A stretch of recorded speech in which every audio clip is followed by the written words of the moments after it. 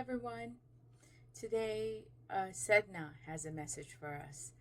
I came across the myth of Sedna just recently, and it was very fascinating, and I thought it's really aligned with what the collective is going through right now. So, there are different variations of her story, but this is one that I found.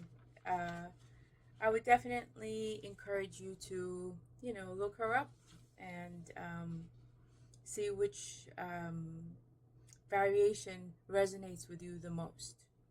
So, the story of Sedna.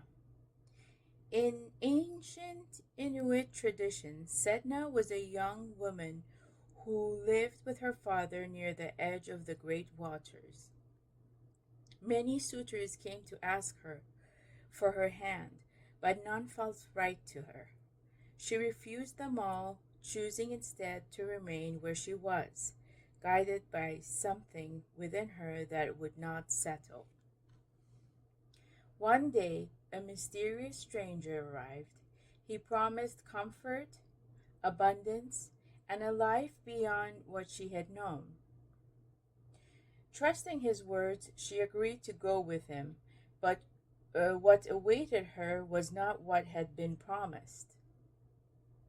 She was taken far from home to a desolate place surrounded by the cold sea. Her new life was harsh, empty, and isolating.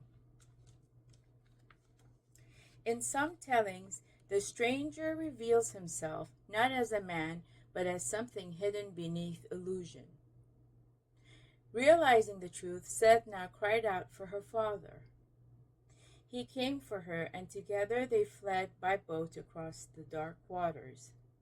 As they tried to escape, a great storm rose, and fear took hold. In that moment of panic, her father made a choice to save himself. He cast Sedna into the sea. She clung to the side of the boat, refusing to disappear beneath the waves. But one by one her fingers were cut away, and as they fell into the ocean, they became the creatures of the deep sea. Whales, seals, and all that sustains life. Sedna sank to the bottom of the ocean, and in that deep, quiet stillness she transformed. By what she had endured in time, she became the sea goddess. Keeper of the deep, holding power over the creatures of the sea, which in reality were parts of herself. She was the source of life and survival. From that place, nothing is taken by force. What is given comes through respect, through truth, and through reverence. Sedna's story is a narrative of moving from victimhood and the betrayal of the patriarchy into sovereignty and empowerment. This mirrors our current collective experience. Sedna's path is a path of spiritual initiation and transformation.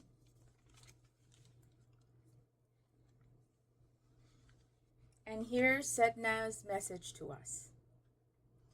There are moments when stepping back is not a loss of power, but a return to it. This is a time to move with greater awareness. Not everything is meant to be pursued, chased, or held onto. Some things are only meant to meet you when there is truth, clarity, and mutual respect. Sedna speaks of a quieter form of power, one that does not act from urgency, but from discernment. In this energy, there is strength in waiting. There is wisdom in observing. There is clarity in allowing what is not aligned to fall away on its own. You are being guided to trust what is felt beneath the surface, and to honor what no longer feels right, without forcing resolution. What is meant to stay will do so naturally.